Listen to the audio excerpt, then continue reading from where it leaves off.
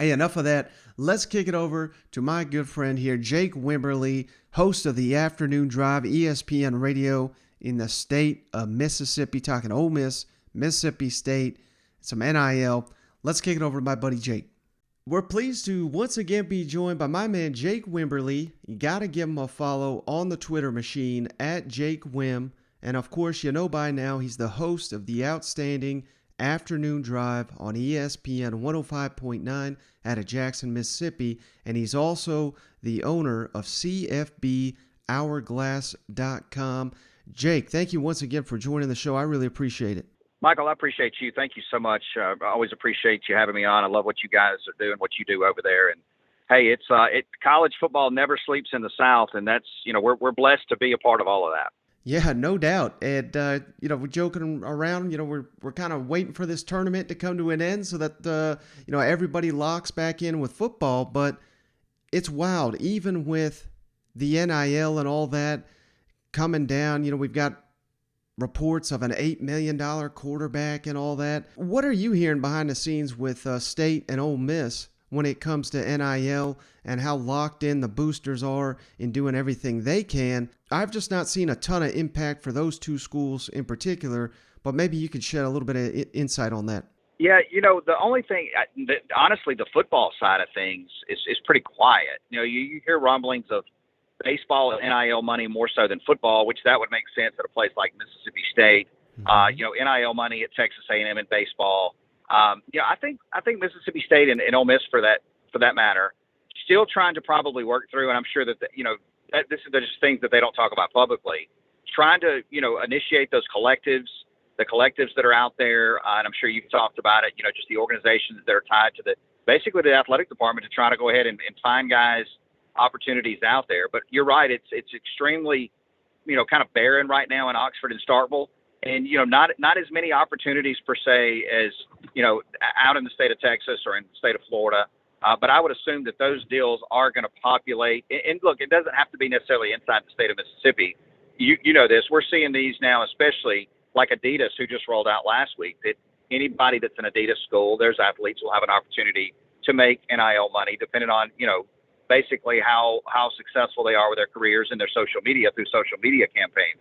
So, I would suspect, by the time we hit the fall, you'll see a player or two, if not maybe even more, with some sort of an NIL deal. And it very well could be social media driven, but you never know. I mean, Will Rogers, he does have some NIL stuff out there, some small stuff. And I would assume Jackson Dart is probably going to find something as well. Yeah, no doubt. Well, switching gears to Mississippi State football, the Bulldogs just hit the practice field for the first time late last week.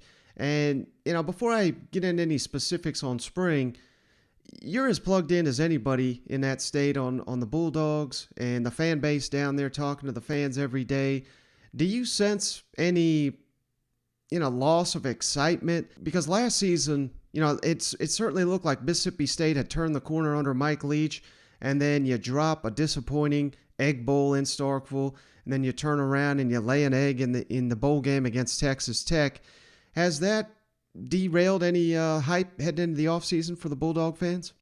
I don't think so. I mean, you get pockets of fans that are not overly excited about the football program. And, I think for Mike Leach, I mean, believe it or not, I think one of the things that he kind of fights a little bit, and it's not a massive fight, is coming off that baseball national championship last year. And, the fan base was so dialed into that. And then, of course, you come out and you play a really close game against Louisiana Tech. You lose a game on the road against Memphis. You lose a close game against LSU. And I think at that point, people started to kind of check out. You heard a lot of grumblings about Will Rogers. You heard grumblings about not running the football.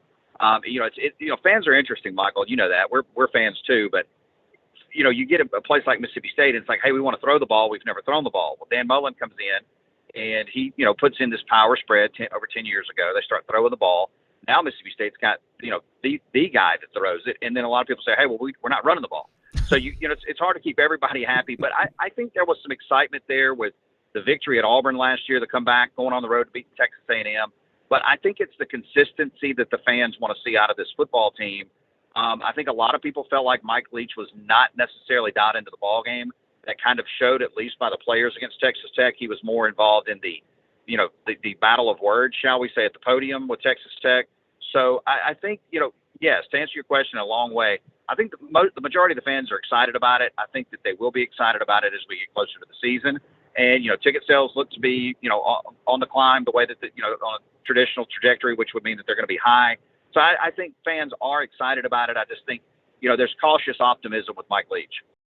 Now, what are your thoughts on Mike Leach not being at Mississippi State Pro Day? Is that just something that us guys that just are hyper focused on this SEC football making too big of a deal of it, or is this no deal at all here? I would tend to lean towards no deal at all. I mean, we know that Mike Leach is not your average guy. That's been spoken about ad nauseum. I mean, Mike Leach is a guy that, he's going to show up and talk about hydration, or he may talk about, in an interview about a bottle of Coca-Cola. You just never know where he's going to go. So, for him not to necessarily be at the pro day, I wouldn't put a lot of stock into that. There's a lot of times that these coaches, and Mike Leach in particular, that they don't show up to practice till a little later. So I just think that's Mike Leach. I think that is who he is. And, you just got to kind of take the whole package together that is Mike Leach. You don't ever know where he's going to be or what he's going to be doing. Mm-hmm. Now you hit on the inconsistencies, but late last season, Mississippi State's offense under Will Rogers was just firing at a level we have not seen in Leach's short tenure down there in Starkville. Is it safe to predict that this is going to be the best offense yet for Mike Leach and company, considering Will Rogers is back, the running backs are back, weapons all around that offense with ton of experience in this system? Are you expecting this to be the best Mississippi State offense yet under Leach? Yeah, I think so. I mean, and you just go back and look at the projections of Mike Leach's offenses at Texas Tech and Washington State. And, and look, Washington State, it was two totally different animals, so to speak. No pun intended. Texas Tech, he had a little talent there. He was able to get that thing moving by year 3. Washington State, it took more like year 5, but you saw a lot of, if you go back and look at some of the film, you look at some of the tape, you can go find that on YouTube and such. His offenses looked much more improved in year 3 than year 1. And I think with Mississippi State, I mean, obviously it's kind of a double-edged sword. He's playing with the most talented team that he's ever had as far as recruiting numbers and such is concerned. However, he's playing in the most talent-driven league in the country. So, but yes, I do think with Rogers coming in now year 3, these guys aren't going to be starstruck by going in any stadium. They've played a ton of SEC football. They've had a lot of snaps. Now you're putting another spring under them. There's some transfer guys like everywhere else that's got to populate into these offenses and really kind of get, acclimated to what he's trying to do. But what I want to see is the consistency of the offense. We know where Rogers can throw it. We know these guys can catch it. Is the consistency of the offense, Will checking into a little bit better plays in the run game, because there are plays to be made in the run game in this offense, especially when you're talking about, the wide splits that the offensive line play, the fact that you're, running teams sideline to sideline, and typically teams only can have one guy in the box as a linebacker. There's check downs to be made. So I'm looking at the consistency level of this offense and really kind of being able to play 4 quarters and to stack weekends on top of each other. But I do think this is going to be the best offense he's had yet. Now, what do you think about the defense? Because I think Zach Arnett, he may be the most underrated coordinator in the SEC. He keeps producing at a high level down there at Mississippi State, and he doesn't have the best talent to work with. Do you think he's got enough pieces to continue to do this? And, they don't even need the defense to be, I'm not saying they need to be Georgia last year, but they just need to be competent. And with the offense they should have, it could make Mississippi State a really dangerous team. Yeah, of course, I really like Zach Arnett. I'm with you. I think he is very, I want to say undervalued. He's kind of overlooked around some really good defensive coordinators inside the Southeastern Conference. The biggest concern for Mississippi State right now is we've seen kind of a trend. They're starting to get a little thin along the defensive front.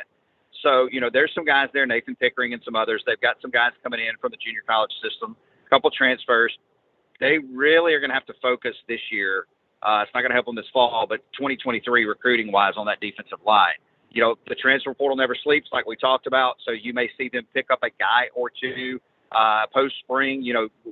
It's a lot like NFL free agency. We saw the big move in the transfer portal, post-regular season all the way through recruiting, and then now, of course, everybody's in spring.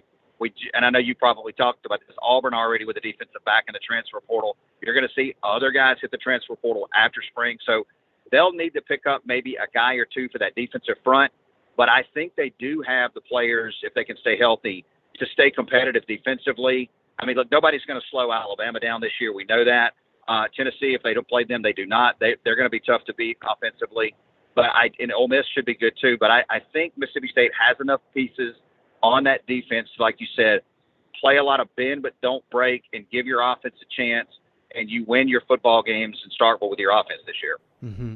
Well, speaking of the transfer portal, naturally we got to go to the transfer portal king here, Lane Kiffin.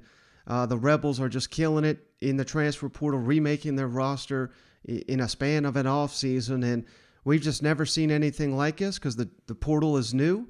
But, I think Lane Kiffin has wisely looked at the SEC landscape and said, I'm not going to beat Alabama and A&M and LSU and Georgia for maybe some of these elite prospects I want. So what I am going to do is get extremely talented, experienced college players to plug and play. What are your thoughts on his strategy, and do you think he can keep that thing going and make Ole Miss remain relevant, or not relevant, but an SEC West contender? It's interesting you brought this question up. We were just talking about this today on the air, is that I will be interested to see in the next 5 to 7 years if there is a team that, traditionally, if we look at the numbers and recruiting and such, and everybody knows this, your top teams in the college football playoff are going to be your guys that recruit the best, with the best coaches and the best quarterbacks. That's your Alabamas and Ohio States and, Notre Dame's and, teams like that, Oklahoma, USC, if USC can get back up and running. If somebody can really use the transfer portal, play, really smart Moneyball type, college football, and bust this thing wide open through the transfer portal. Michigan State, look, they had a heck of a run last year under Mel Tucker. You look at SMU and what Sonny Dykes was able to do when he got there. He used transfers, junior college players to do it. So I think Lane Kiffin, what he's doing is actually really smart. He's taken somewhat of an NFL general manager's approach to this, and that, hey, we're going to use this quote-unquote free agency in college football, and we're going to build our roster. Now, talking with Chuck Oliver and some others, today about this on their shows, we were talking about Lane Kiffin as well. And, I can remember back in the 90s, Jackie Sherrill at Mississippi State used the junior college system very similarly. And Mississippi State's lone SEC Western Division title came off of the back of junior college players. Now, Kansas State did the same thing with Michael Bishop and some other, really, really good talent out of the junior college. But the junior college system ended up biting Jackie Sherrill, amongst other things, in the early 2000s, which ultimately cost him his job. Now, we're, fast forward 20, 25 years, so much more in the evaluation process, the access to film, the access to scouting reports and such. I do like what Lane Kiffin's doing, but you have to be careful, because if you get a bad apple or two, it could spoil the whole bunch. But I really like his approach, and I'm going to be interested to see how this works out in Oxford. Mm-hmm. Any early buzz on the quarterback Jackson Dart? Because let me tell you, Jake, I've started my study of what he's done at Southern Cal, and I know it was just one season, but he's really wowed me with his talent. And I'm not saying he's going to be the greatest quarterback we've ever seen, but he seems like a natural to slide in there and replace Matt Corral in Lane Kiffin's offense. Yeah, I mean, the early nod is, and I did see you putting some of that out, and I'll be interested to go back and watch all of that you're doing on Jackson Dart. And the initial word on Dart is, he's the guy that kind of checks every box. Now, that doesn't mean that he'll be Matt Corral.